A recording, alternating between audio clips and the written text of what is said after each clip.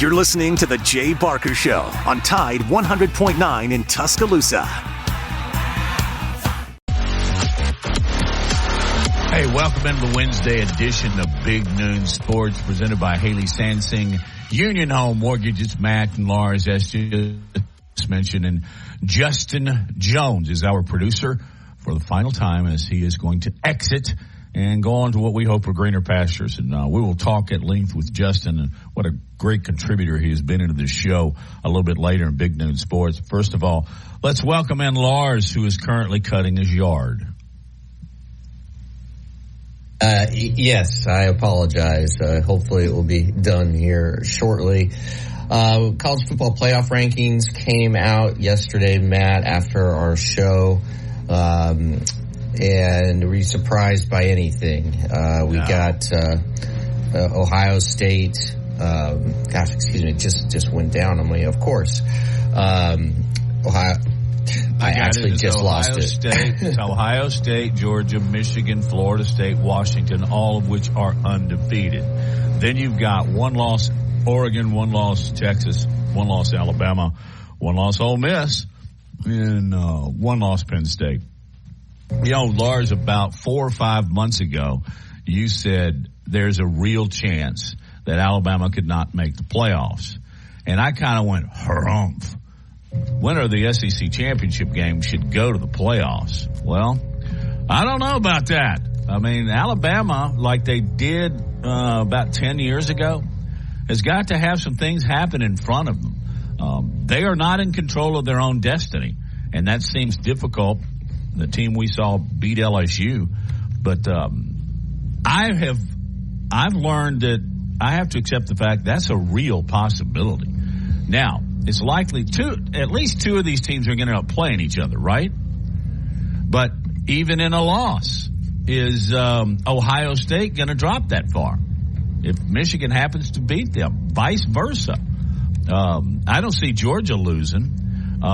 Florida State might, but I don't think that their schedule is all that tough, including a championship game. So Alabama is obviously, Lars, they need help, right? Yes, they do. I'm sorry. I've got so much stuff going on in my house right now. It's unbelievable. But, Alabama needs some help. There's no question about it, because if Washington runs the table, they're going to be in. If Michigan or Ohio State runs the table, they're going to be in. If Florida State runs the table, they're going to be in. If Texas then ends up winning the Big Ten championship, the Big 12 championship, is there any argument that can be made to put Alabama in over Texas? I guess you could. I mean, Texas' lone loss is against Oklahoma, and Oklahoma has just fallen flat on its face. In the eye test, you certainly would think if Alabama and Texas were to play on a neutral field right now, that Alabama would be favored. But, you know, I think what trumps everything is the fact that Texas came into Tuscaloosa on a Saturday night in September and beat them pretty handily. And so I think it was, the first double-digit loss at home of Nick Saban's tenure at Alabama. I think it's something like some crazy stat like that.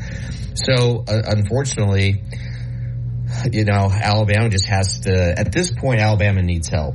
But usually these things have a way of working themselves out.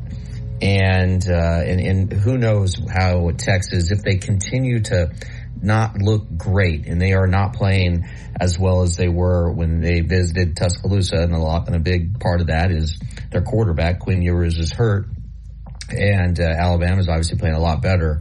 But it's just going to be so hard if it comes down to Alabama and Texas, and that's got to be the sort of the biggest fear of Alabama fans.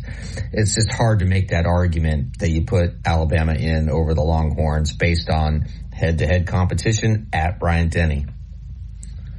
Yeah, it's tough. I think the only argument you could really make right now is perhaps Oregon because of strength of schedule. Their records are the same as their record is the same as Alabama, but I think if Oregon and Washington meet, that Oregon's going to win that game, and then Yeah. Man, what happens at then that particular I think Alabama would get in over Oregon. And so that in that scenario, we've been talking about the Pac-12 all season long about how surprisingly in their last year of existence, they had emerged as the strongest conference and with the most depth. And I still think you could make that argument. And it's very possible that the teams just cannibalize themselves, because I think a one-loss Pac-12 champion does not get in over a one-loss SEC champion, meaning right Alabama. Now, Oregon is there. I know, but Alabama beating Georgia in the SEC championship game, it'd be based on how that game would be played out. I think Alabama would leapfrog Oregon. But again, Oregon's going to have to play Washington most likely in the Pac-12 championship. So who knows? There's a lot that still will take care of itself. But there are some scenarios out there where Alabama, even if they win out, they will not make it in. It's probably a small thing, and it is going to work its way out, because obviously two teams in front of Washington, Ohio State and Michigan, are going to play, and a loss there would drop them below Washington. But right now, I think I'd have Washington at 4 and Florida State at 5. But I think that is a scenario, Lars, that is absolutely going to play its way out. But we'll see. It's not an enviable position for Alabama, because of what I've said now 3 times, is that they're not in control. They can win out impressively, and then, possibly beat Georgia. It's hard to imagine an SEC champion not being in the top 4 at the end of the year. And then what happens with Georgia if they lose a game? Do they drop all the way out of the top 4? I would guess so. Yeah. And you could give some evidence that Georgia hadn't really played outstanding, but hey, guess what? They are undefeated. They have won 27 in a row now. So I wonder what kind of consideration you give a team that comes into the season an undefeated 2-time champion. So we'll see how it works out, but it's going to be kind of dicey here over the next couple of weeks. We'll just see what happens. Yeah, and it really would have helped out Alabama if Kansas State had won that game in overtime against Texas this last weekend. Then that issue would be resolved. Let me ask you something. Excuse me for interrupting. Let me ask you something straight up, Lars. If things just continue to be the same, does Texas stay in front of Alabama? Yeah, I think so too. It's unfortunately I think Alabama would beat. I do too. Alabama would beat Texas. They're two completely different teams. Alabama suffered a double-digit home loss, but hey, congratulations! Texas won by double digits at Bryant-Denny Stadium. So I think that will keep Texas in front of Alabama, unless they suffer a loss here. But it's fun to play around with. This is one of those topics that really fuel talk radio and now podcasts like ours. And then all the talk on social media. Another question is, what if Penn State beats Michigan this weekend?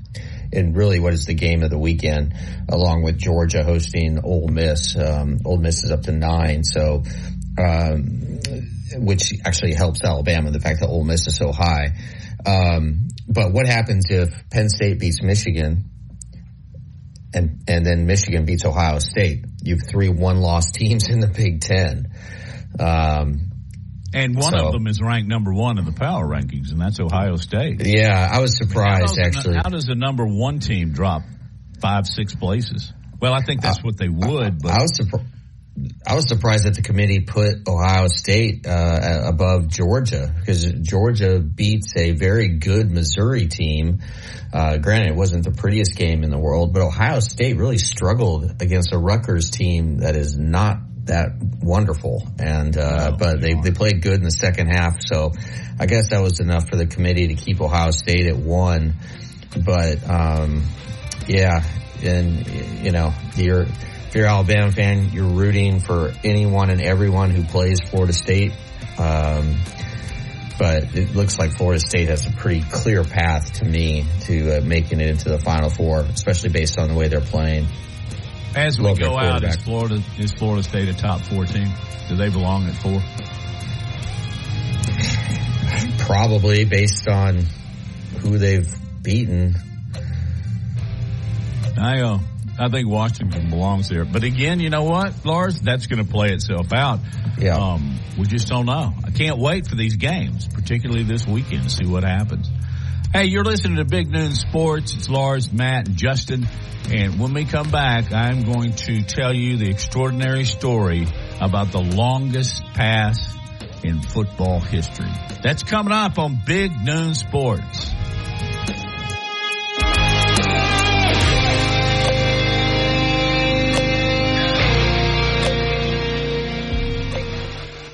Thompson is known as the Bama Broker. She's a Tuscaloosa native, an Alabama graduate, and the only realtor in town with Wall Street experience. A skilled negotiator, Laura Lee knows how to buy low and sell high. And the Bama Broker isn't just going to show you houses. No, Laura Lee is going to educate you on the market, guide you to homes that fit your budget, and teach you how to sell your home for its maximum profit.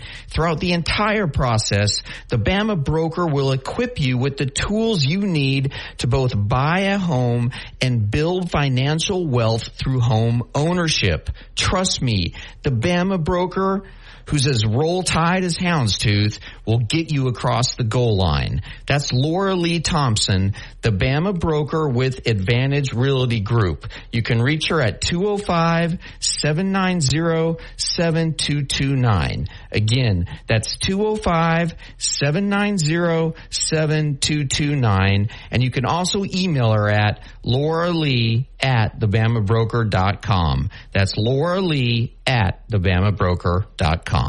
Tide 100.9 Tuscaloosa weather. The weather unseasonably warm this afternoon, partly to mostly sunny, the high 82. For tonight, mostly fair with the low at 59. Tomorrow, clouds gradually increasing. We'll have a chance of showers by tomorrow night, the daytime high 79. I'm James Spann on the ABC 3340 Weather Center on Tide 100.9. It's 81 degrees in Tuscaloosa. From T-Town to the Plains, this is Alabama's most in-depth analysis on the SEC. This is Big Noon Sports.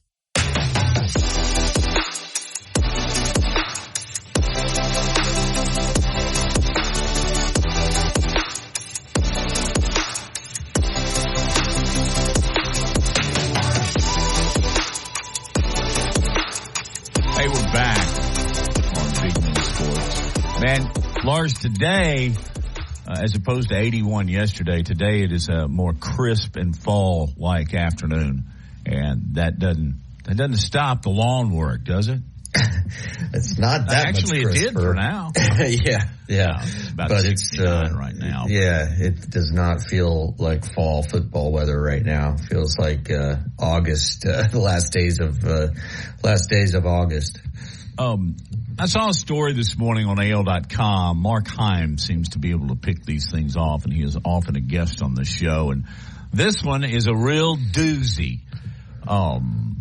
It's a story that comes from the memoirs in a book published she didn't publish it, but she wrote it, by Katie Britt, who is now the U.S. Senator. Her husband, Wesley Britt, played at Alabama, and unfortunately, they were victims of the 2011 tornadoes. And she writes in her book, and Mark Heim picks off some of the quotes in this story, that they found part of their belongings, like a picture, a family photo of the Brits was found in Rainbow City, which is 100 miles away. Her law notes. Can you imagine being in law school and having all your law notes just tossed? That's tough. Yeah, that's tough. And so as the story continues, there's a football that was found 10 miles away from her home. And it was a cherished family, souvenir, collectible. And it was found 10 miles. So that's the longest pass I've ever heard. You ever heard anybody throw one? A tornado can throw a football 10 miles and more. And that's a really cool, but it was returned to the Bryant Museum where it was on display, and Wesley Britt saw it and said, hey, I believe that's our families. But here's what makes the story just incredible. I mean, you're talking about the world working in a circle and through the hands of God. Do you know who found the football and put it in the Bryant Museum? Cecil Hurt. Unbelievable. That's just an incredible story, and it just goes to, I guess, the karma that can sometimes happen, even in a disaster like the tornadoes of Tuscaloosa in 2011. But also good people. Her wallet was tossed somewhere tens of 20 miles away. Yeah, halfway across the state. Returned it. Yeah. Somebody returned it with $20. Said, we hope you're all right. Here's your wallet. Yeah, there's some good people left in this world, Lars Anderson. Yeah, and it'll be really interesting. I look forward to reading her book, and it's called God Calls Us to Do Hard Things, Lessons from the Alabama Wiregrass. And my politics don't align with Katie's, but I certainly appreciate her and think she's doing a really good job for the state of Alabama. And I think she's going to have that seat for as long as she wants it, basically. But this is just—it's a really.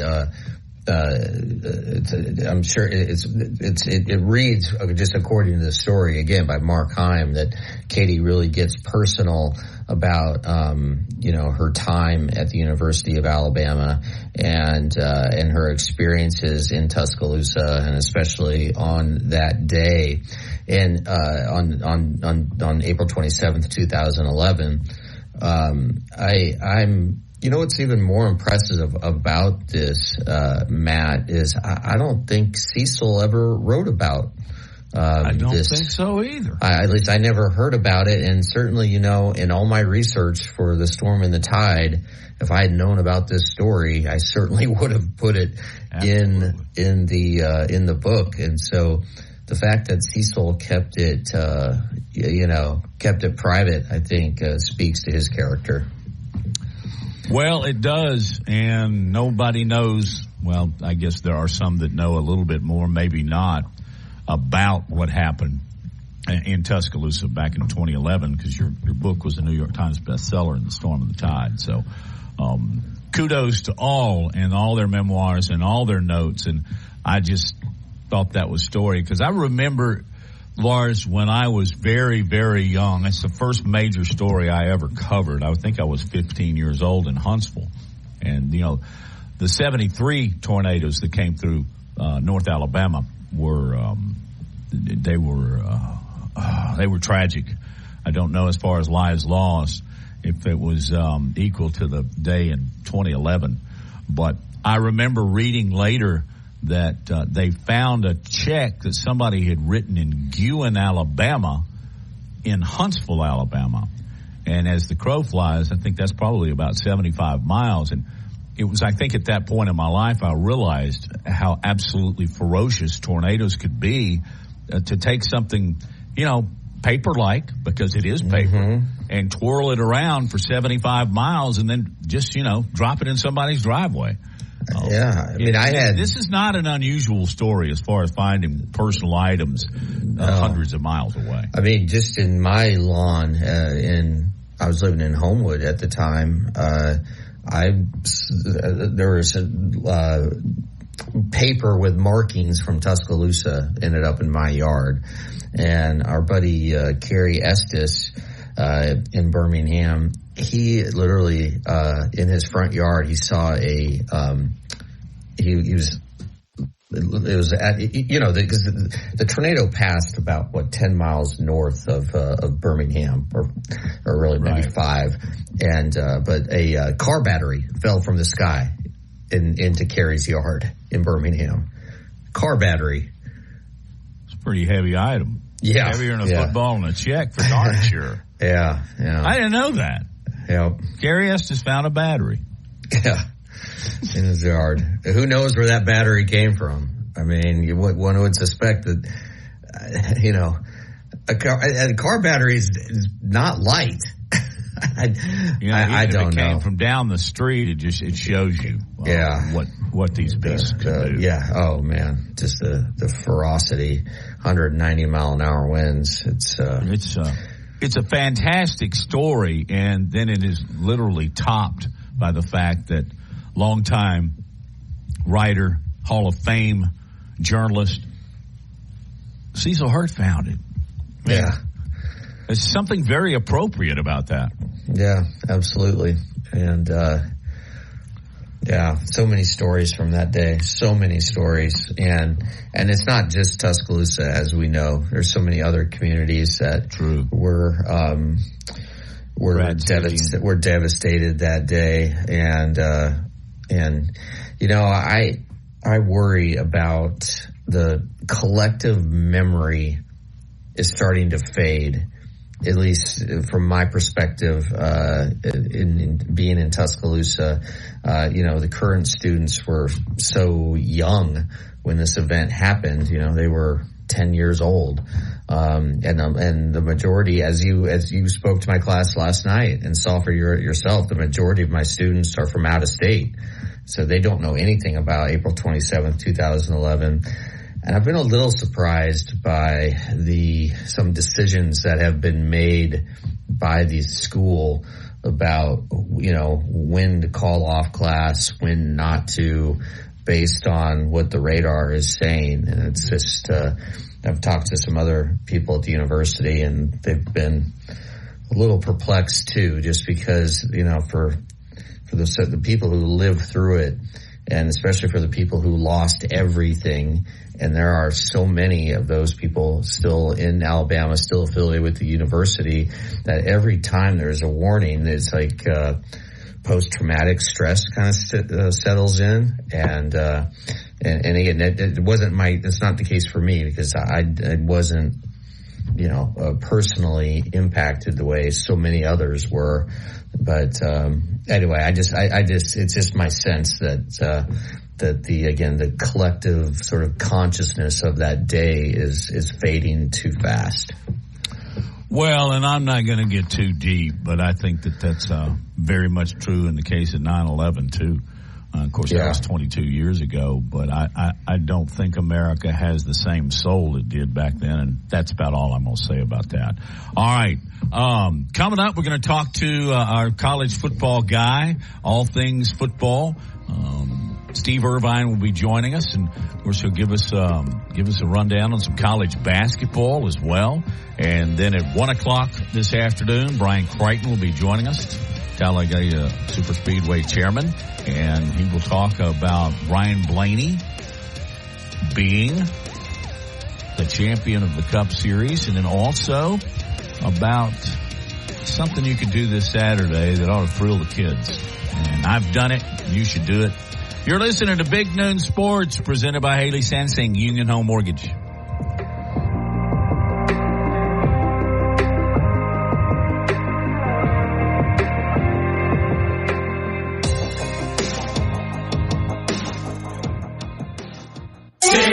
From T-Town to the Plains, this is Alabama's most in-depth analysis on the SEC. This is Big Noon Sports.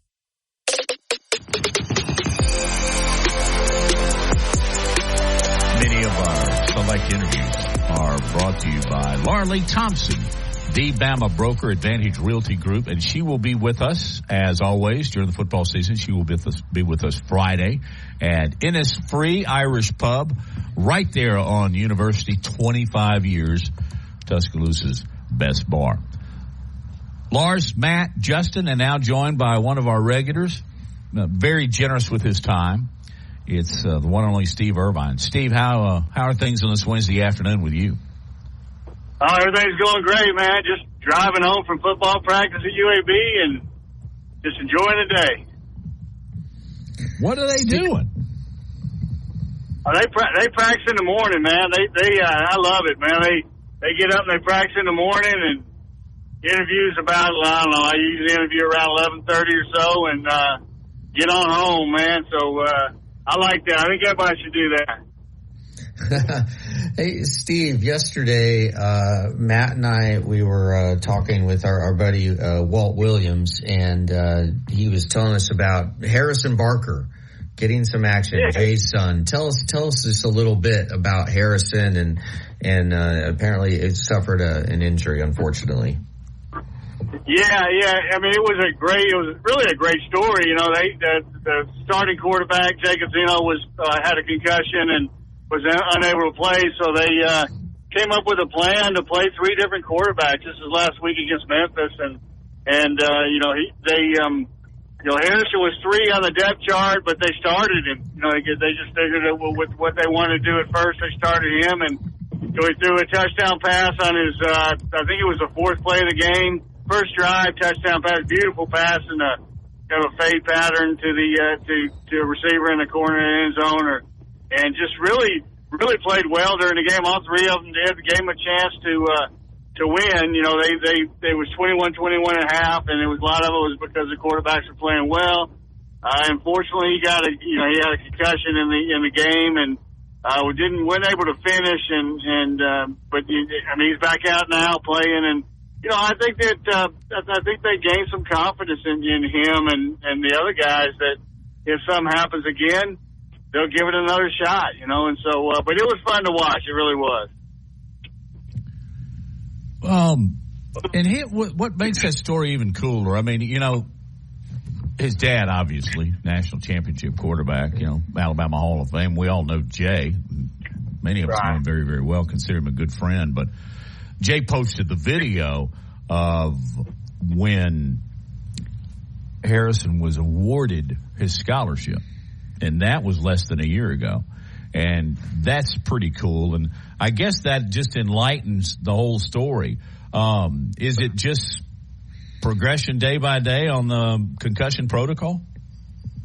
Yeah, well, he's fine now. He's back at practice now. I think, you know, because that was 2 weeks ago now. So he, I'm not sure. I don't remember if he dressed last week or not, to be honest with you. But, you know, he didn't get a chance to play. But yeah, he's fine. I mean, he's fine. And, you know, again, I think that moving forward, that shows, you know, that he can do a job. And actually his scholarship was actually during fall camp, you know, when he was awarded a scholarship. Yeah. So that you're talking about, I mean, that's 2 months ago or whatever it was, 3 months, whatever it was. And that was a neat little deal too when he got that. So, but it's been fun to watch him. And you know, I tell you, you don't really notice it, you know, maybe from the outside, but he has played such a key role with, he's one of their signal guys. He sends the signals in and they've talked a lot about how, because he knows football so well that he's really been more than just a guy sending in signals. So he can see things at times when he's, you know, before he signals in and that type of thing. So he's played a key role. It just you just really hadn't seen it every day, that type of thing. Yeah, and he has an understanding of the game unlike a few others, just because of his dad and always being around it. But let's just sort of zoom out, or just take a wider look, angle look at Trent Dilfer, and you know, he was a national story coming into the season. Now we're about 2/3 of the way or so through the season. Just give us your assessment of Trent Dilfer and just how you think he's done this year in adjusting to being a head coach at the college level for the first time and guiding this Blazer program. Yeah, I mean, I think honestly he's done a good job. I think it has been a learning process, and I don't know that he was quite.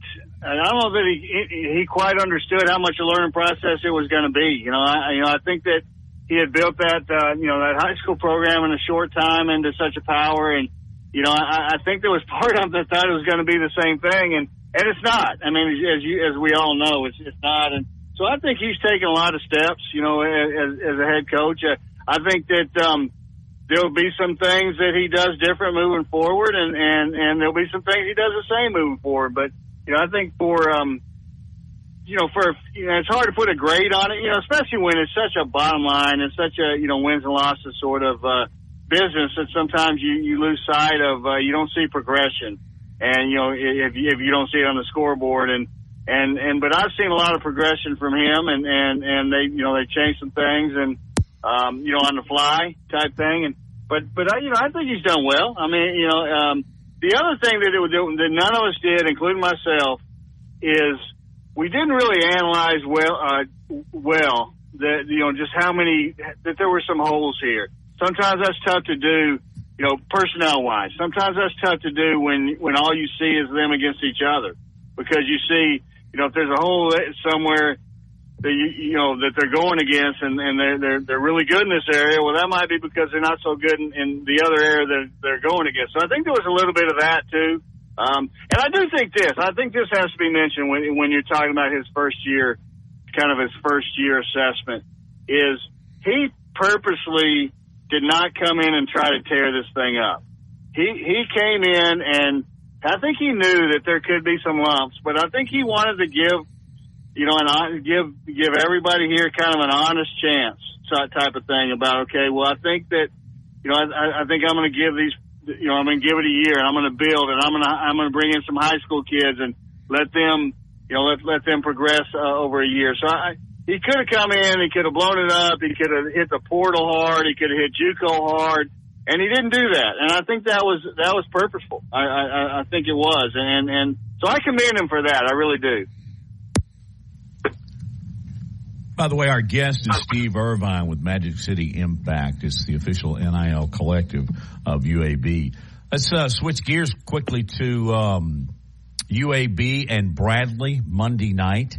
Really odd game because Bradley had UAB 40-24 at the half. Well, UAB flips it, and I mean exactly. UAB outscores Bradley in the second half, 40-24. So they go to overtime. The Braves end up winning 73-71. Is that more? This difficult question. Is that more because UAB's just not ready, or is Bradley that good? Well, I think it's two good teams. I mean, I really do, and I kind of am going to go both ways on this. I don't know if UAB's ready, but I think it's also two good teams. And I think there was, again, you talk about purposeful. Andy Kennedy and I think Brian Wardle or Bradley both, I think they both wanted a game like that. Maybe not as crazy as it was, but I think they really wanted to be pushed to see where they were, and there's a lot of questions that came out of that game for Andy Kennedy about, moving forward, certain guys and that type of thing. But I think in the long run, you're going to see it was a good game for both teams. It's a heck of a lot better if you win that thing. But it was, I think you're going to learn a lot there. It's a lot better than just rolling it out there and playing, somebody that you're going to beat by a lot, and then you don't have any. Yeah. I mean, do something like that. And UAB's got to go play Clemson on Friday. And if they win, and then they'll play either Davidson or Maryland after that. So he wanted this to answer some questions before they went into that. And last night, a really good basketball game. Auburn kind of blew a lead, or Baylor just got hot, but they won that thing 88-92. And the Tigers were up 11 at the half. But anyway, who wants to play basketball in Sioux Falls, South Dakota? Yikes! Hey, let's talk Alabama basketball. Now, my parents are from South Dakota. There you go. I just can't imagine. And I've stayed many a night in Sioux Falls. It's lovely. Have you really? There you go. It's beautiful. It really is a beautiful place. The Holidome. When we get back, we'll the what? Is that the basketball arena? Holiday? No, the Holiday Inn. Holiday. Remember when you were little and Holiday Inns had holodomes? Yeah, absolutely. Yeah, there's one in it's one in South Dakota, in Sioux Falls. Sorry, everything in Sioux Falls is indoors, isn't it? Hey, let's talk some Alabama basketball and college football when we get back on Big Noon Sports with Steve Irvine.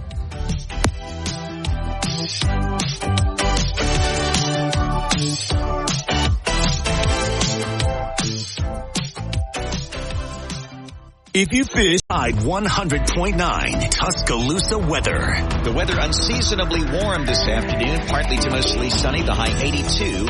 For tonight, mostly fair with the low at 59. Tomorrow, clouds gradually increasing. We'll have a chance of showers by tomorrow night, the daytime high 79. I'm James Spann on the ABC 3340 Weather Center on Tide 100.9. It's 81 degrees in Tuscaloosa. More Big Noon Sports coming up.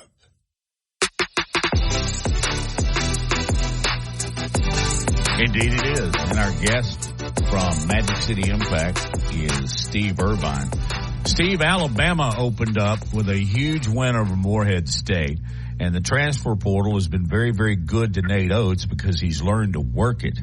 There'll be a drop-off because there's no Brandon Miller, but there's Grant Nelson. Whoa.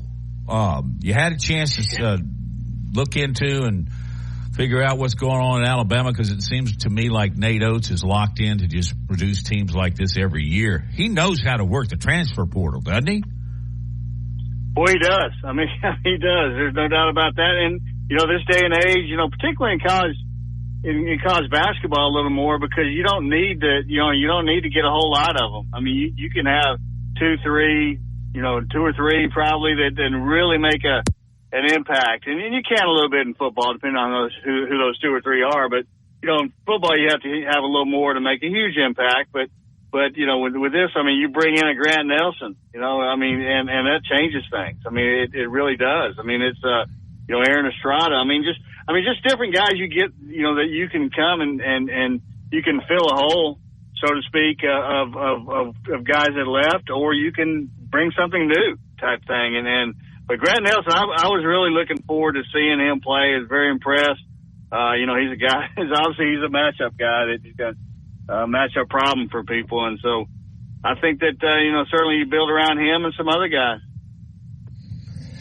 Yeah, and I think really impressive performance by Alabama right out of the gate.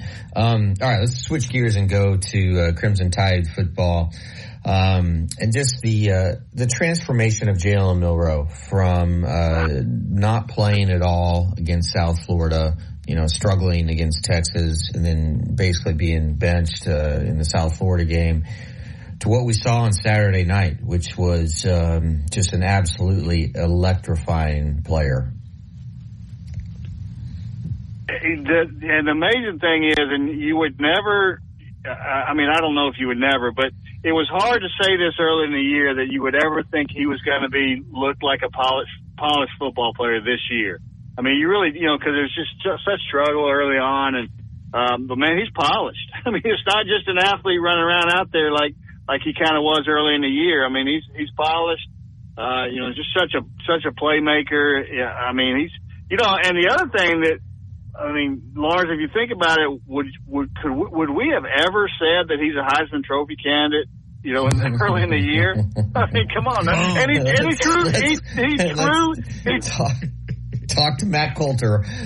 we talked to Matt Coulter about this, please. Oh, Steve, earlier the week, Lars mentioned that, and I went, he's not going to win a Heisman, and he is. Come on. I kind of went to Pshaw. I went to Pshaw way on it, and then like 15 minutes later, he found an article, and he's 10th in the voting now. So I'm telling you, and every single guest we've had, I think even Brando mentioned Milroe and Heisman in the same breath. I mean, who knows? You have to. You have to mention the way the Heisman is set up and the way he's played as the seasons progress. You have to mention him as a Heisman candidate right now. Now, I'm not saying he's the number one guy, but you know what? If we're sitting here after the SEC championship game and Alabama's 12-1, and he's played like he's playing right now the remainder of the way, then you're crazy if you don't think he's a candidate at that point. You know what I'm saying? I mean, yes, there's work left. Isn't it? Have you seen this happen before, Steve, where one game just absolutely changes the national perception of one player? I can't think of it. There's been times maybe you could think of it the opposite way, where somebody's, they're talking about somebody as a candidate and then they have a really bad game and they sort of fall off. But boy, that's maybe if we sit down and really brainstorm it, there might be somebody that you could say that about. But off the top of my head, I can't think of anybody that is overnight type thing almost as nationally as now. But I think it's more than overnight if you really look at it, obviously. But nationally, sometimes it takes a game like that to see. I just think if you go back and really look at his progression, it's been amazing. It really has. And honestly, I mean, it's easy to say now, hindsight and all that kind of stuff, but I think the best thing that happened to him was probably South Florida, that where it was taken away from. And I think that's probably what they were doing. I mean, I really do. And not just for him, but just for the team, sort of a refocus sort of thing. And they got through it, and that's good. But I don't know. Like I say, I thought in my head, I can't think of anything right now. Do you think Alabama could go toe-to-toe with anybody in the nation right now? Yes, I do. Because I think this. I think that when you are used to finding ways to win, like they've had to do really all season long, I think you can go toe-to-toe with anybody. I really do. When you have that, it doesn't always have to be pretty, and it hasn't always been pretty. There's no doubt. But I think when you get that mindset in you, you're going to find a way. Now, it might not be the same way every week, but you're going to find a way. And I kind of think that's where this team is right now. Do you think this game on Saturday against Kentucky, Alabama, I think right now is at a 10-point favorite. And Alabama's not played in Lexington in a decade. And so this is a really big deal to people in Kentucky. Do you think this is a dangerous game for Alabama? I think so. And I think a lot of it is coming off, beating LSU and just everything that went on with that. There's a little bit of, there's got to be a little bit of letdown, I would think. And this is Kentucky's last home game. So it's a senior. I'm sure it's senior night and look, but I'm sure it's senior night and or senior day, whatever. And so I think that there's a little bit of that. But I just think I like the way Alabama's playing right now, and I think they'll be able to overcome that.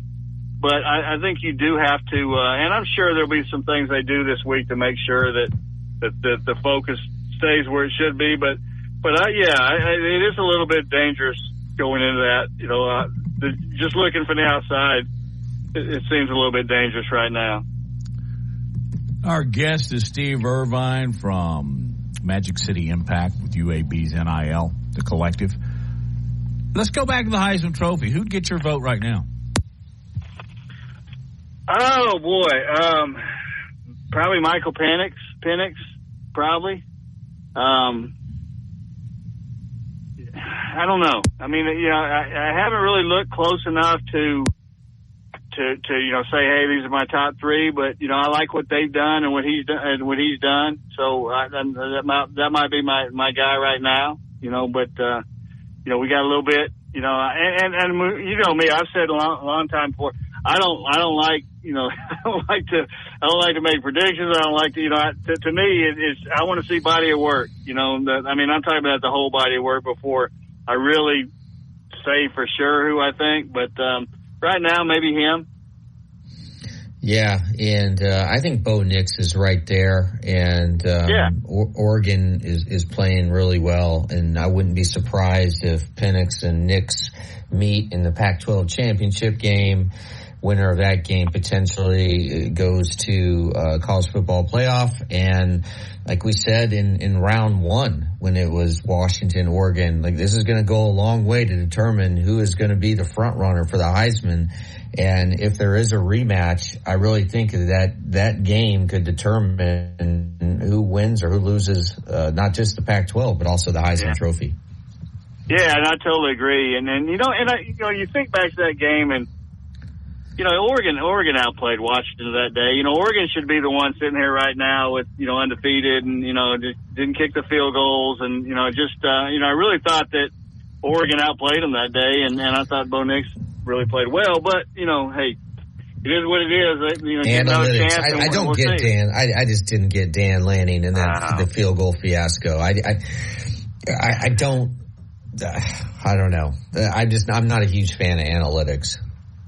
No, I'm not either. And the thing is, I mean, you're sitting there thinking that, you know, that really could have been a 10 to 12 to 14 point win. You know, if you take those field goals and some things change, and you really kind of win that game by, you know, double digits maybe, and you know, and then what's the narrative then? But but the great thing about college football is you know, at that level is you can play your way back into it. You know, if you do things right, and so they still have a chance. I'm sure. I would hope that Dan Lanning learned from that day, but I don't know. But I would hope he did. Hey, thank you so much, Steve, for spending 30 minutes with us. We really appreciate it. Tell everybody where they can read your material these days. Yeah, MagicCityImpact.com. Like I say, we cover UAB more extensively than anybody, and really have enjoyed our time there, and so that's where you can see our stuff. Well, it's always a pleasure. Hello to your family, and drive safely the rest of the way home. Appreciate it very much. All right, Matt. Appreciate you guys. Thank you, Steve. Coming up, let's take a few minutes and talk some NASCAR, particularly another special weekend event that you can enjoy on Saturday. Brian Crichton, the president of Talladega Superspeedway, will be with us in just a couple of minutes. You're listening to Big Noon Sports.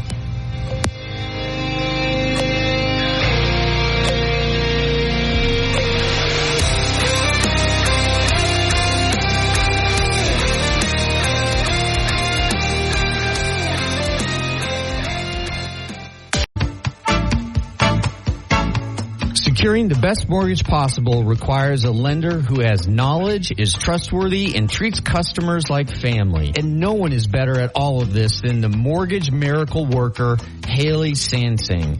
Based right here in Tuscaloosa, Haley Sansing has spent decades working in the mortgage industry.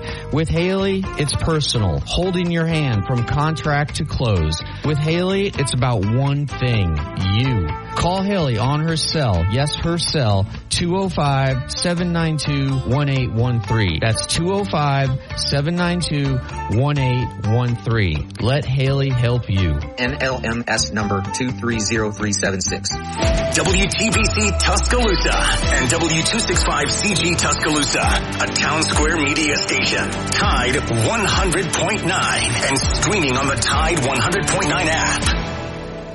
From the Fox Sports Studios in Los Angeles, here's Nick Cope. News in the NFL, Giants coach Brian Daboll announced rookie quarterback Tommy DeVito will start against the Cowboys this weekend, and veteran Matt Barkley, who is being signed to the active roster, will be the backup.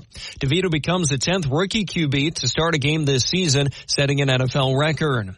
The Vikings opened the 21-day practice window for receiver Justin Jefferson. He's working his way back from a hamstring injury. The Cardinals opened the 21-day practice window for running back James Conner. He's missed the last 4 games with a knee injury, so there's a chance that Arizona will have both Conner and quarterback Kyler Murray available this weekend. For the Panthers on Thursday Night Football, receiver DJ Chark is doubtful with an elbow injury, and linebacker Brian Burns is out. He is in concussion protocol. Finally, to the NBA, where The Athletic reports that the league is discussing changing the NBA draft format from 1 to 2 days, beginning as soon as 2024. This is the Big Noon Sports Network.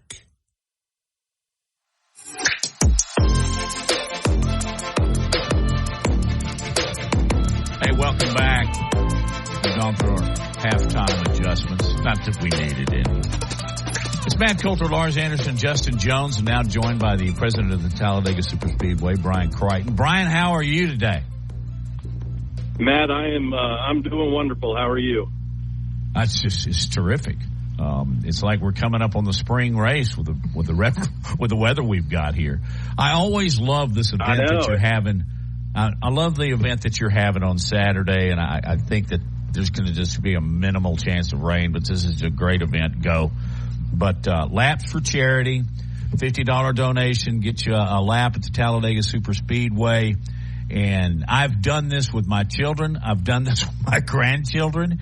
It's just wonderful. And the deal, Brian, just the overall event and the chance to drive around that track in your own car, if that doesn't excite you and compel you to go, I can't explain exactly how much fun it is. Can you? No, it's difficult to do, and that's why we encourage everybody to come out. Every single penny, the $50 donation that gets you 3 laps around the racetrack, every single penny goes to Toys for Tots this coming up Saturday. So we do this 4 times a year. It's been tremendously successful. Last year we raised over $50,000 for the 4 charities that benefited from it, and it's just great. You cannot explain going around the racetrack on 33 degrees of banking on this massive super speedway until you do it. And once you do it, it's this aha moment of, truly putting yourself in the driver's seat of what these NASCAR drivers do at 200 miles an hour with 39 other cars around you. It's pretty much insane.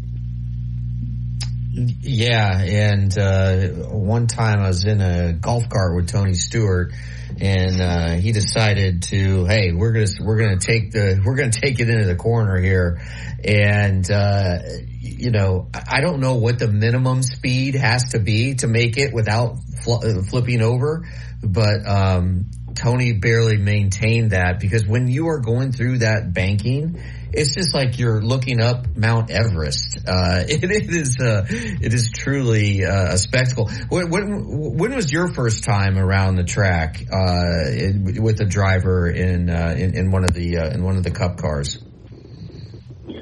So I've been around. I worked at Chicagoland Speedway. I've worked at Daytona, and obviously now Talladega. So I've been around each of them.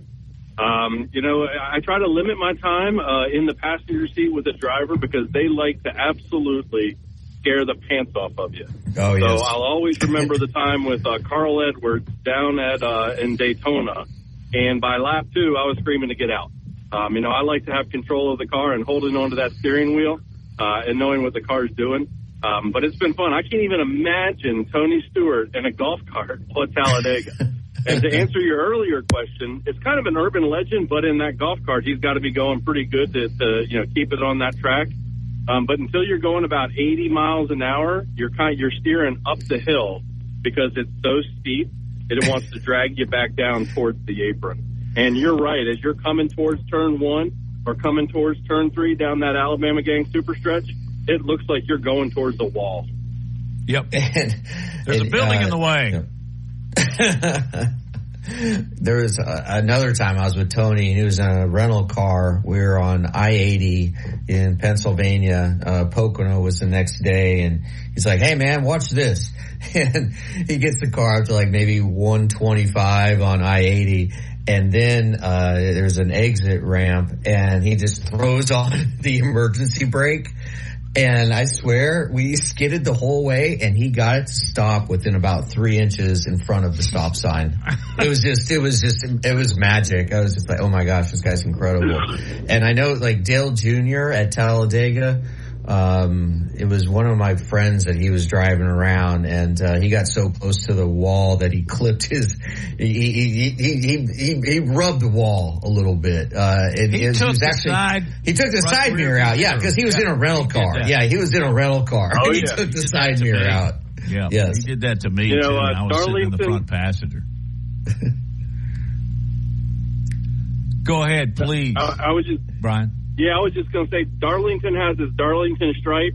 Talladega's got the side mirror stripe going around Talladega. We've got a lot of drivers that have ripped that passenger side mirror off as they're taking laps around this track. Dale Jr. did that for charity, and it was to promote a local dealership, and he put a stripe on it. He took off the passenger side rear view mirror, and then it went back on the showroom floor, and I think it sold for more than it was listed. And he'll do that, especially if you think you know your business, and then he'll absolutely rattle your cage.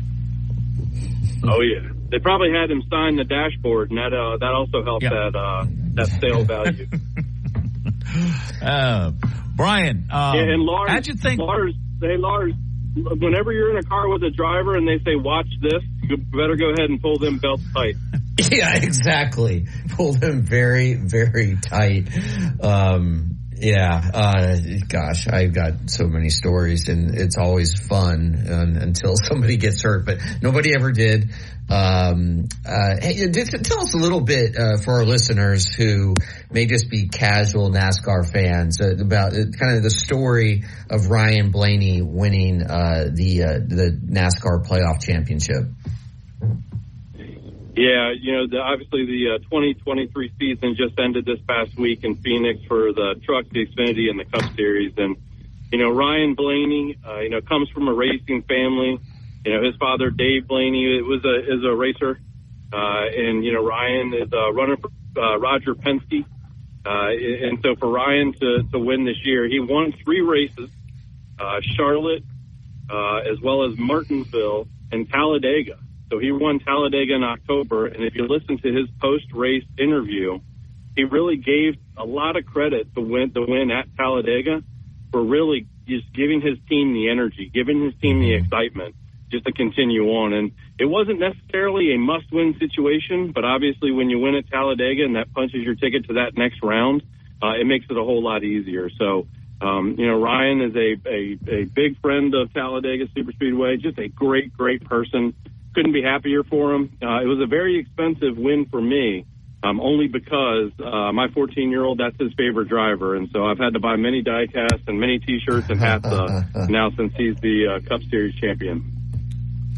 And he's such a good young man. I was around him a lot when the race before back in the spring. He was inducted in the Davey Allison Texaco Coca-Cola Hall of Fame over there, and he was just so humble and polite.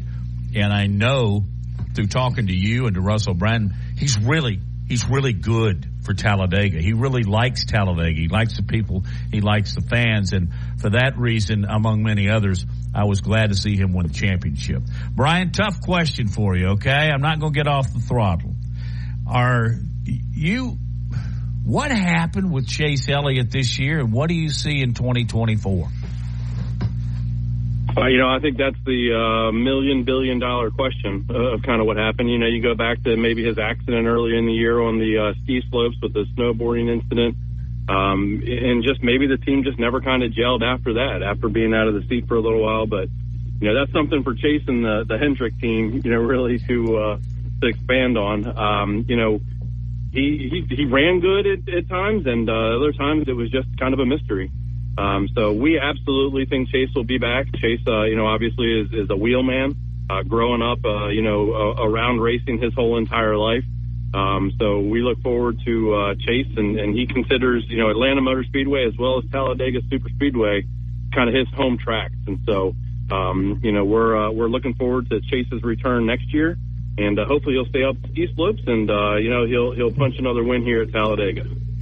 It's interesting to me just the balance of power in NASCAR among the teams, and for so many years when I was covering the sport, Hendrick Motorsports was the absolute gold standard, and now you have Team Penske, as you mentioned, Roger Penske, who's just a gem of a person. I love Roger Penske.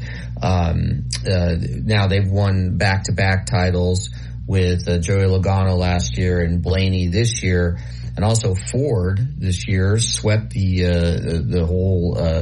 swept all 3 series, right, with Cole Custer and Ben Rhodes winning in Fords. So just give us your analysis, kind of the state of the sport when it comes just to the teams. Yeah, from a team perspective, I think that next-gen car that rolled out 2 years ago has really kind of leveled that playing field. As they used to say, money buys speed, but with these cars now, it kind of levels that playing field out, and so the teams can't invest too much money into it because a lot of the, different, parts of the car are, kind of standard and coming from, one manufacturer. So I think that's helped to level the field. That whole brand new car, and everybody's still learning it. You are seeing from last year to this year kind of those, more powerhouse teams, whether it's, Penske or Hendrick with William Byron winning 6 races, they're kind of rising back up to the top just because of the, probably all of the different assets and all the different people they have, personnel they have on those teams are helping them figure out these new cars a little bit quicker. So I absolutely think that's done it. And there's just so many great drivers that are out there too through all different ranks that helps level that playing field too. But very, very competitive. Our ticket sales continue to be strong. So a lot of excitement in NASCAR right now. Brian, before we let you go, tell everybody what to do, how to show up, and proceed with their $50 donation to Toys for Tots and their own personal car lap at Talladega. Yeah, this Saturday from 9 in the morning until 1 o'clock in the afternoon, just come on out to Talladega Superspeedway. You can register in advance if you want to. Go to TalladegaSuperspeedway.com to register or for more information, or just show up. Take those 3 laps around, and if you have a couple of drivers that are in the car, we'll let you take another 3 laps around for another $50 donation. So every single penny goes to Toys for Tots to help kids in our area. And you also get to wander around Big Bill's and all that where the TGE is, correct? That's right. Talladega Garage Experience will be open. That's our $50 million renovation of our infield. It's got a game zone, a kids zone. Victory Lane will have one of our pace cars as well as the Vulcan Trophy there so you can take your pictures. It's going to be a great day. It will. Thank you, Brian. Y'all do a super job. Thank you, guys. Appreciate you having me on. You bet. Thank you, Brian. Brian Crichton. Yep. On the other side, I got to tell you the story about a NASCAR driver almost or pretty much flipping the Wienermobile when I was in it. And also the craziest betting line I have seen in maybe 20 years. Yeah, anything involving betting and the Wienermobile is must listen to radio. That's right. We'll be right back with Big Roll Tide.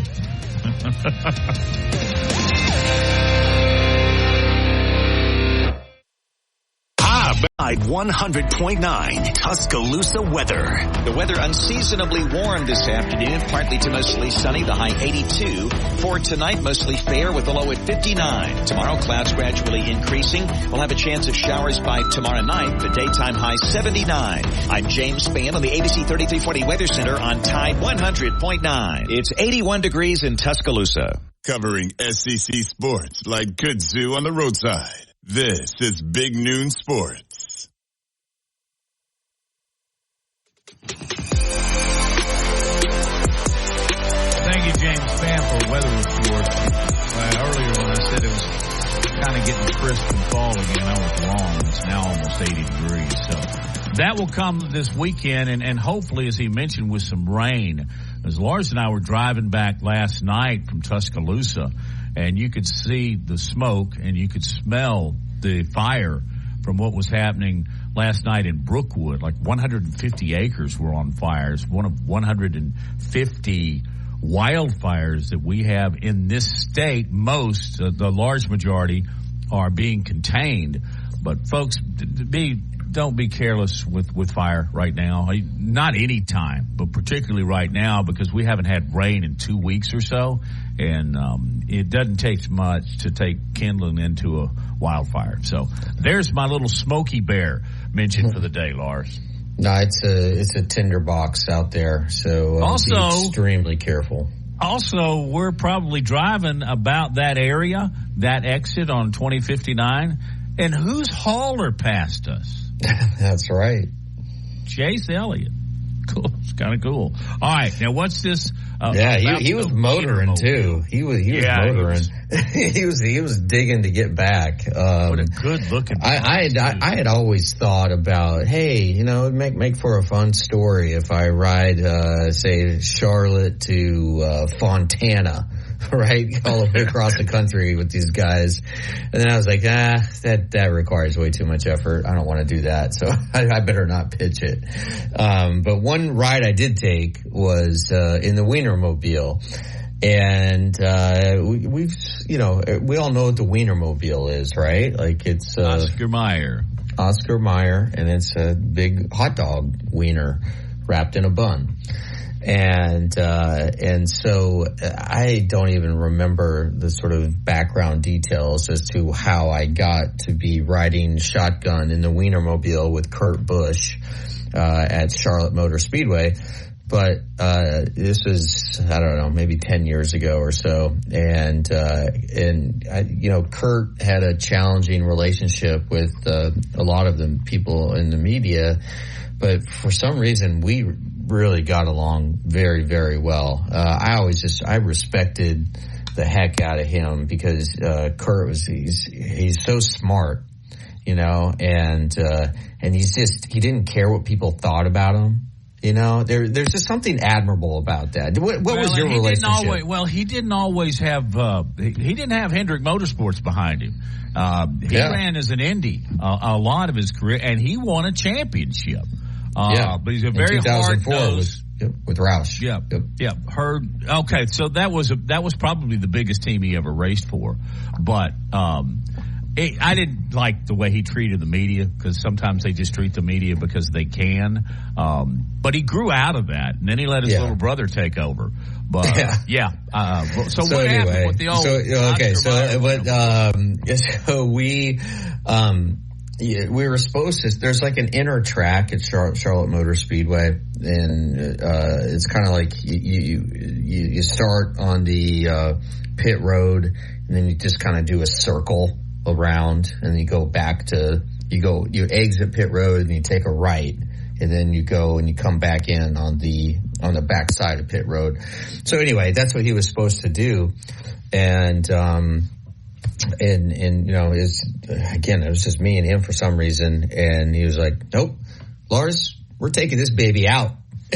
So he got it going as fast as possible, and I look back, and he didn't stay on the route that we were supposed to go. He went onto the main track, and we're cruising into turn one. And I see about 30 people with Oscar Mayer t-shirt, their gear, running after Kurt. And I was saying, stop. I mean, and Kurt was determined to flip this thing in the corner. What he would really want to do, he wanted to get two wheels off the ground, and then try to, in the top two wheels, right, as we're going into turn one, and to see then if he could balance it through the corner. And he made it. No, he's nuts. I mean, these guys are nuts.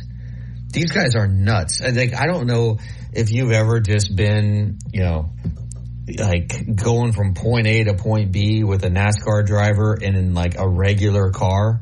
These guys just, the speed limit, it doesn't exist. Okay. They don't get tickets either, by the way.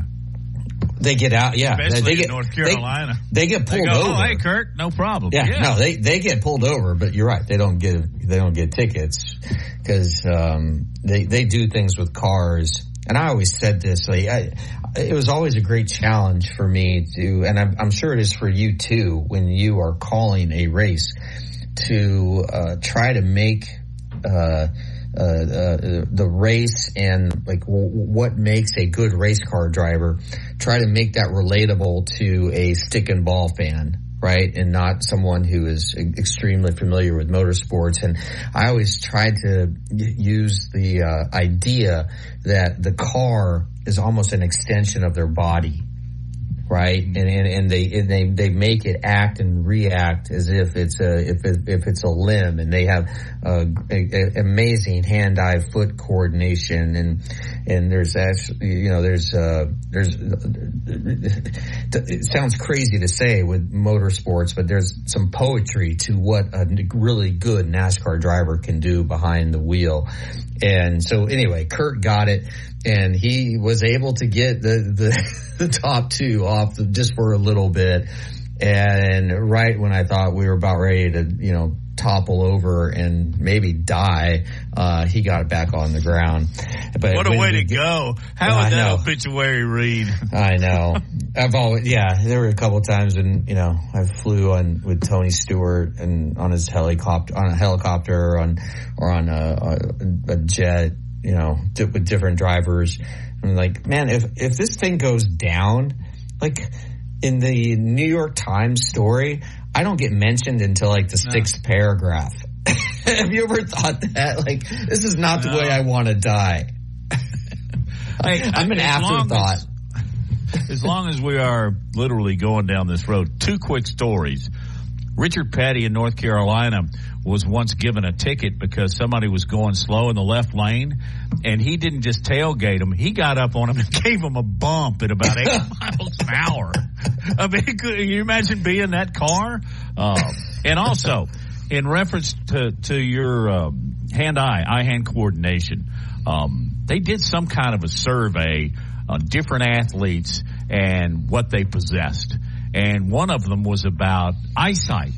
And I think they got a couple of drivers. Darrell Waltrip was one of them. And he was the only one other than other NASCAR drivers that could do this. And they had them stand over a record player with a 45 on it, okay? No other athletes could read the label as it turned at 45 RPM except for NASCAR drivers. And that just gives you an idea literally of how focused they are. That's really interesting. Yeah. One more question for you. Why is it you think that it's like age 42 is when or 41, you really see a dramatic diminishment of performance in the very elite of elite drivers? Dale Earnhardt Sr. was different because at age 50 he finished, or age 49 he finished second in the standings, and at age 50 is when he was going to try to become the first 50-year-old to ever win a championship, and that's when he passed away at Daytona. But is it because is it a diminishment of the hand-eye foot coordination? So is it an athletic, or is it sort of like, you know what? I've hit the wall so many times. I know what it feels like. So I am not willing to put the nose of my car in a precarious situation that could end up with me hitting the wall at 150. I think it's the same reason that you don't see quarterbacks at age 45, with the exception of a guy like Brady. I think your athleticism diminishes over time. That is what happens with the human race, whether you like it or not, whether I like it or not. But it happens, and that more than any other reason is why you see these guys, they get around 40 and they likely retire. Now, they'll still go out and run. Kenny Schrader's still running races, but they're on shorter tracks and feature events and that kind of stuff. So, all right, we did the NASCAR thing. Yeah, sorry. I'd love to talk. This is good. We could do this. We could talk. I got one more. I got one more really good story about an RV at Talladega, and I'll share that with you. And then Lars is going to get into this Iowa Rutgers over/under, which is just hard to understand. You're listening to Big Noon Sports.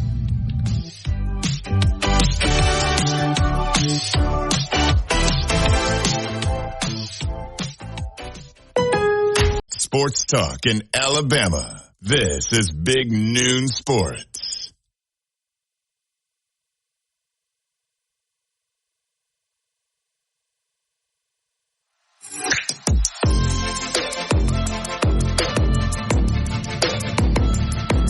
Welcome back in, Big Noon Sports.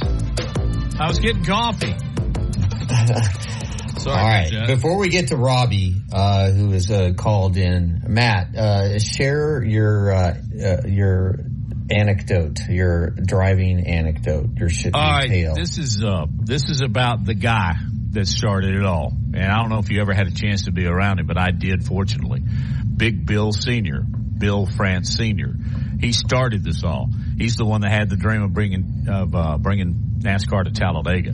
But word is, when it first got surfaced, and, they had some controversy about the asphalt, the track itself coming apart. And the first race there, a lot of the big drivers like Richard Petty did not participate. But anyway, as the legend goes, and I think most of this is factual, Bill France Sr. had his RV at Talladega, and he said, I'll go show you if it's going to come apart. I'll take this RV around the track.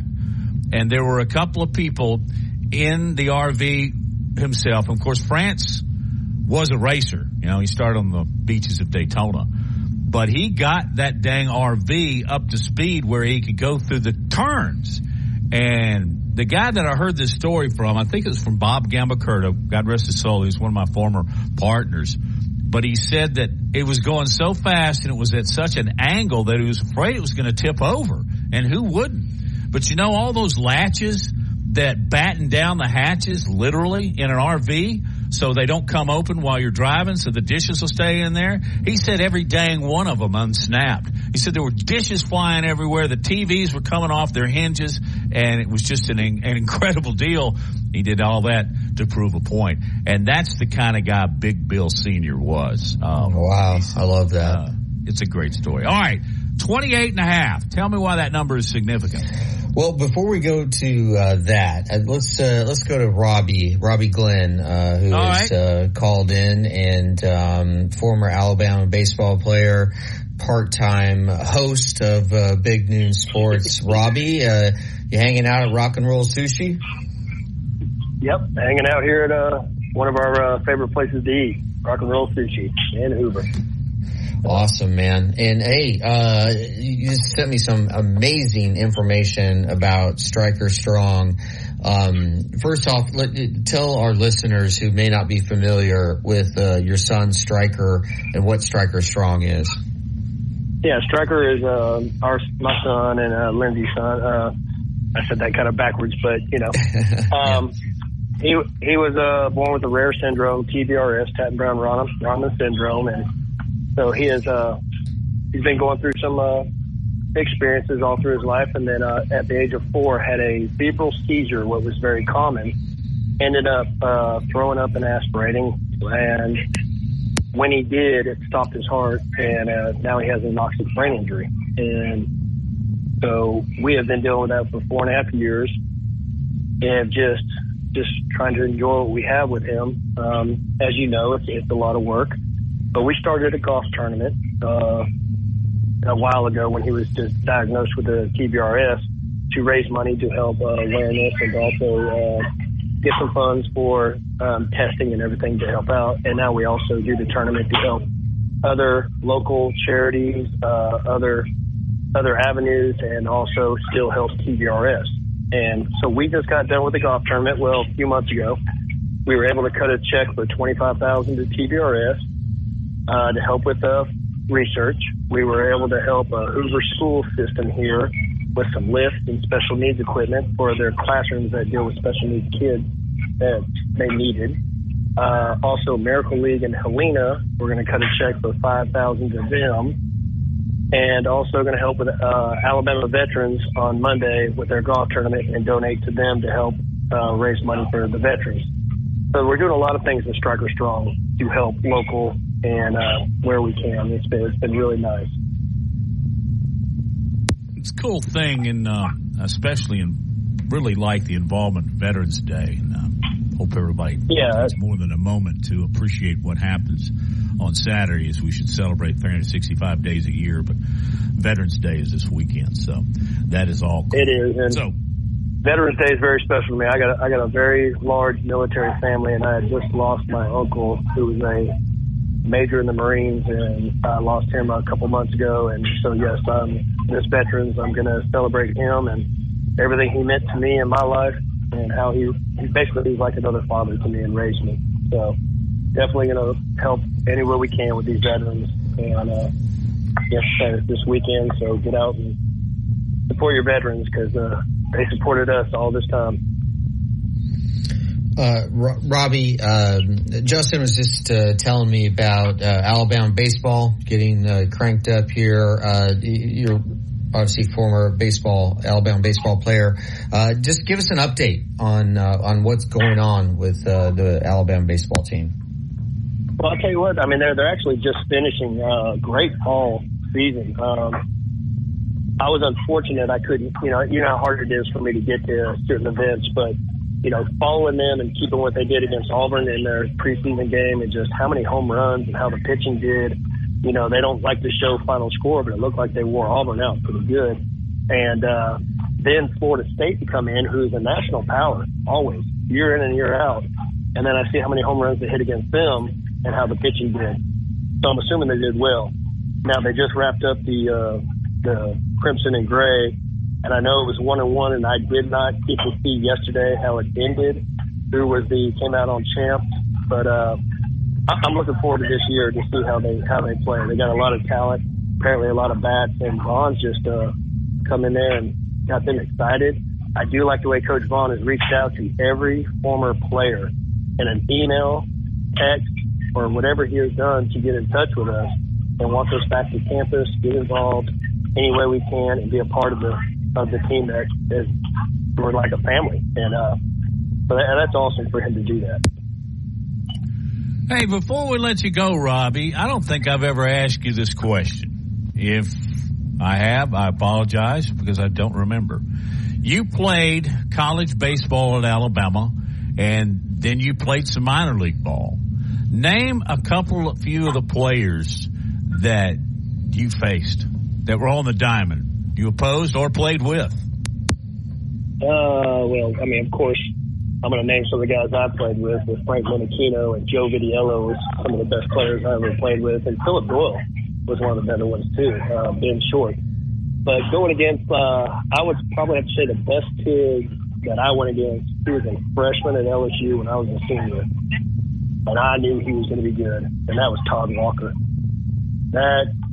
Something about the way he could play, he was phenomenal, and look how long career he had. So Todd Walker was probably the one I went against that I thought was one of the best. Anybody in the minors?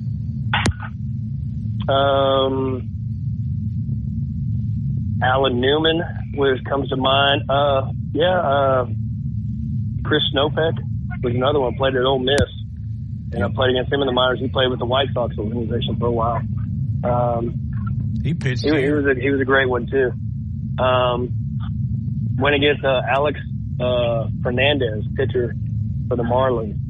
I went against him in high school and in the minor one time. So he threw a no-no in the bigs, didn't he? Yeah, he was something. We had never seen something like that in my high school when we faced him. He went to Miami Pace, and I was Pensacola Pace, and we played in the state championship. And he threw something weird. Man, he was something back in high school. Hey, Robbie, here's another random question for you. Who's the best batting practice player you've ever witnessed? It was right. I would say me. Yeah. I'm going to go ahead and say me, guys. I could knock them out of the park and then get in the game. I hit good for average. I just could not get it out of the park. During the season, I hit like 6 or 7. But I would hit them out nonstop. But that's Bobby Pierce telling me, good BP, I guess, Coach Bobby Pierce. But well, you actually talked about this earlier, which is really interesting. How the coaches they're not just throwing you certain pitches; they're just not throwing randomly. Like there's a process to the batting practice, right? Well, I mean there is, but the guys want to get in a groove. You're just basically when you're getting up there, they're going to keep throwing their same speed, kind of momentum, and your first couple pitches, you're trying to go opposite field, a little hit and run. Do the job, get them over to third. Then you're going to do some score them, kind of get in the outfield. And then you're going to kind of crank some up and get your free swings in, but you're still just going to groove them in there. You might have a pitcher that you're going to face that day with scouting reports that has some curveballs. So he might bend a couple to you in batting practice to get used to it. But other than that, he's just going to groove them in there and get your eye on the ball. Anybody can crank them out, but where can you hit the gaps, outside pitch? Can you do a hit and run like you're supposed to? So Robbie, you're a big golfer. Is there a similarity between being the champion on the driving range as being the champion of BP?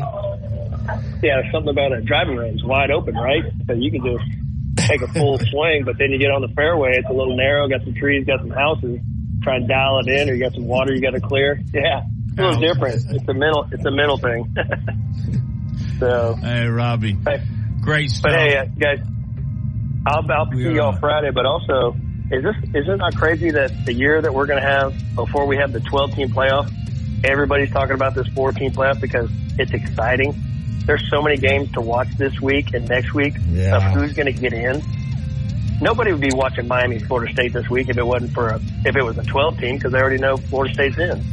This is going to be a fun weekend to watch. Are you advocating for status quo? Keep it at 4, even though Alabama could be on the outside looking in. They could be, but I mean, it makes it exciting. If they just keep winning, I mean, no telling what's going to happen. This makes it fun. Everyone's going to be watching to see what Washington does at Utah this week. No one would care if it was a 12 team because they're both in. Good point. I don't know. I think if you add 12, then you have the 13 through the 20 that are doing the same thing that we are now. Yeah, basically, yeah. Do you know who wins overall? Awesome. You know who wins overall? TV. Oh, yeah, TV is going to be what? Money. Yeah, everybody's looking to watch Pac-12 and everything this weekend. Robbie, thank you.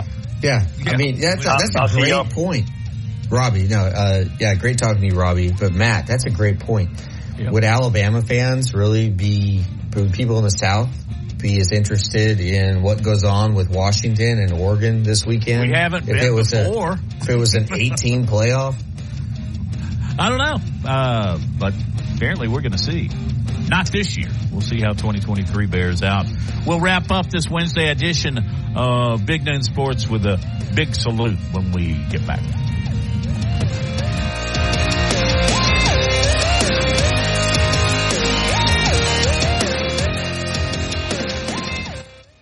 On the next Inside the Locker Room with Coach Wimp Sanderson and Barry Sanderson. Tune in Thursday, 7:30. We'll talk with J.C. Sherbert. We'll go around the SEC, get his thoughts on the Alabama-Kentucky game. Also in the second hour, Dad will release his Blue Plate Special. Currently 7-3. Can he stay hot? Inside the Locker Room, weekdays 7 to 9 a.m. on Tide 100.9 and Tide100.9.com. If you're a homer, at 100.9 Tuscaloosa weather. The weather unseasonably warm this afternoon, partly to mostly sunny, the high 82. For tonight, mostly fair with a low at 59. Tomorrow, clouds gradually increasing. We'll have a chance of showers by tomorrow night, the daytime high 79. I'm James Spann on the ABC 3340 Weather Center on Tide 100.9. It's 81 degrees in Tuscaloosa. From T-Town to the Plains, this is Alabama's most in-depth analysis on the SEC. This is Big Noon Sports.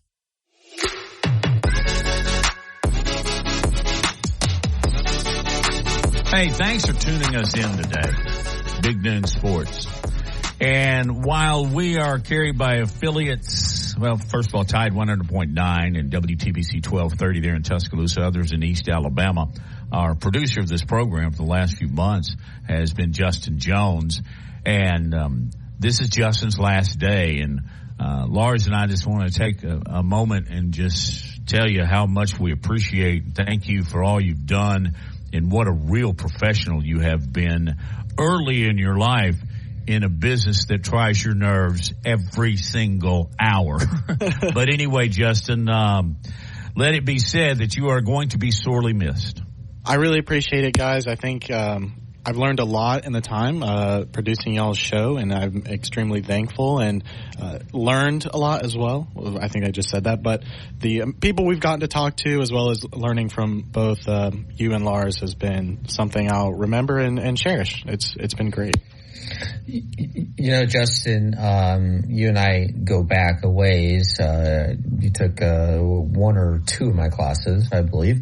And one of the first assignments I always ask people to do is favorite sports memory, and then to write about that. So let's go back to that. Go back to the beginning. What is your favorite sports memory? You know, you're right, and I'm having trouble remembering what I wrote about. But I think the memory I wrote about was the 2nd and 26.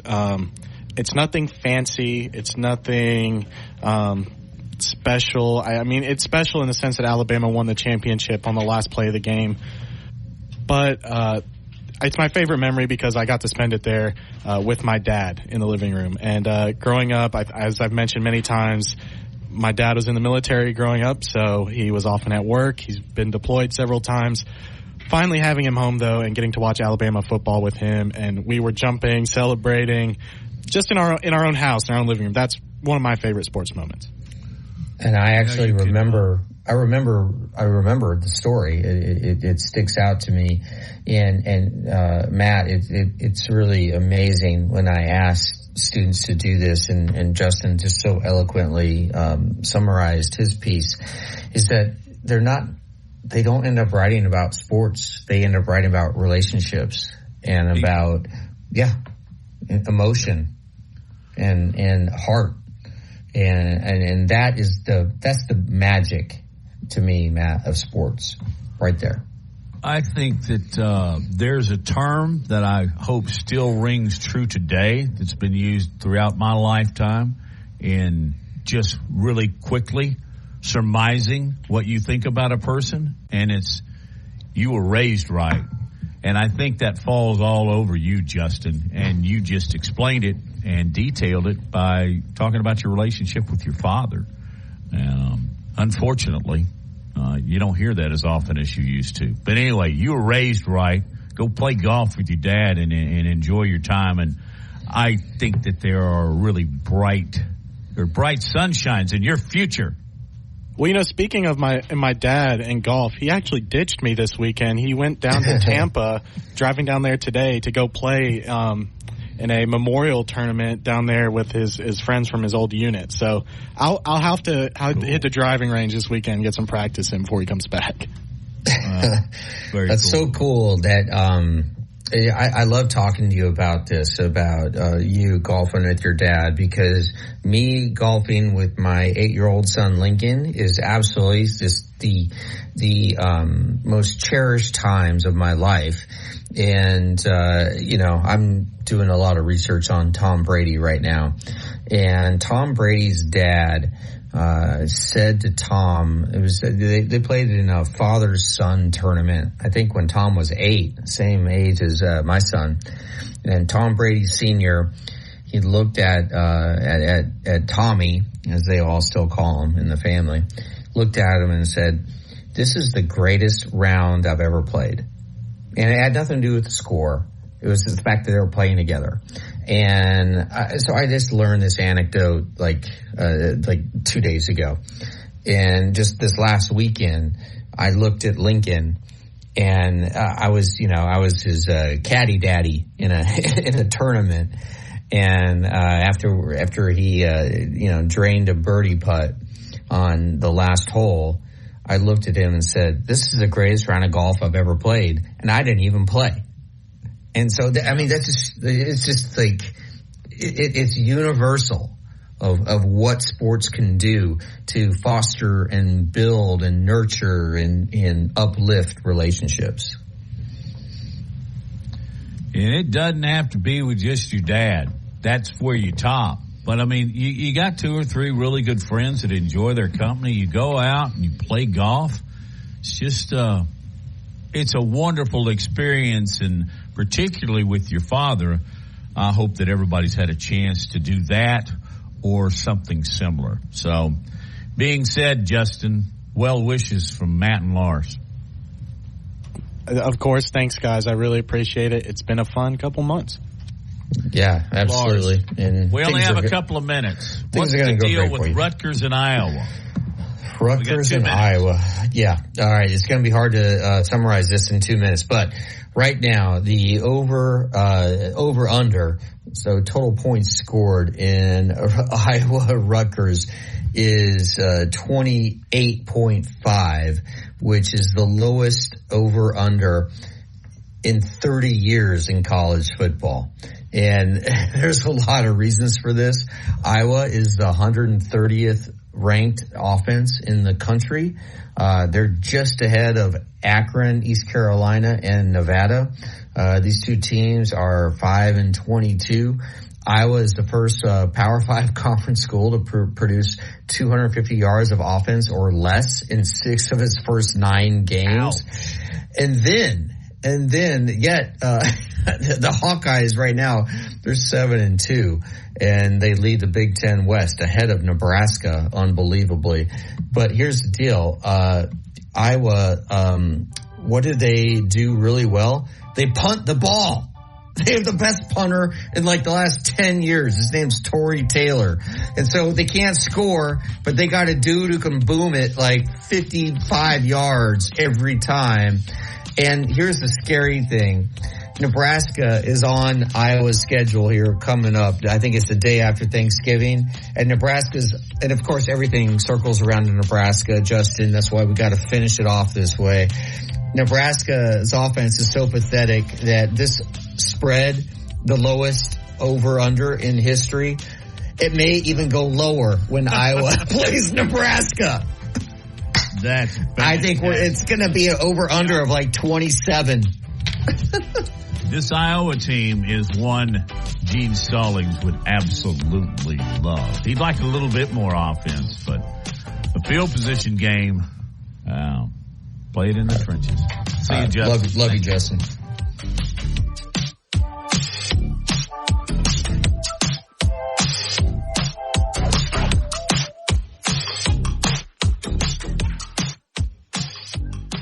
Hot.